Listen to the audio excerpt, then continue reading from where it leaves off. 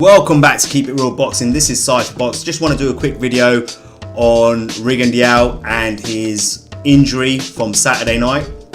Now, I just read this on boxingscene.com, also read it on ESPN, and basically it's saying that Rigondeaux's hand wasn't broken on Saturday night, which we all know, of course, and according to multiple reports, promoter Dino Duva confirmed on Tuesday that Rigondeaux suffered a bruise to his left hand, not a fracture or a break, before declining to continue beyond the 6th round against VASYL Lomachenko.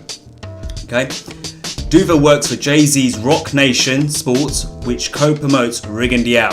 So that's basically come out of Rigondeaux's own camp, saying that his hand was just bruised.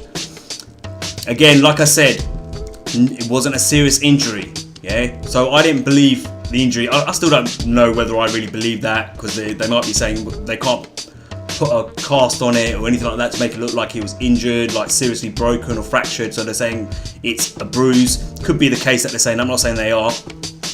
But at the same time, it's a bruised hand. There's people out there. You look at Stephen Smith on the HBO card against Francisco Vargas. His ear was literally hanging off his head.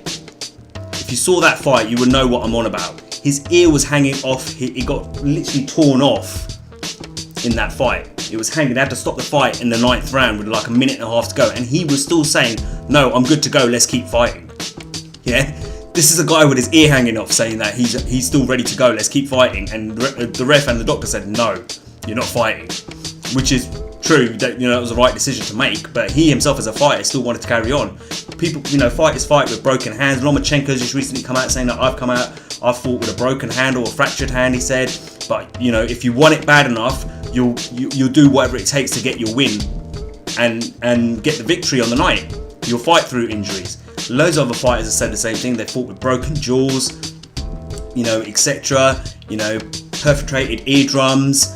They just crack on. You look at someone like David Haye with his Achilles heel, he just carried on fighting. James DeGale lost his teeth against Badou Jack.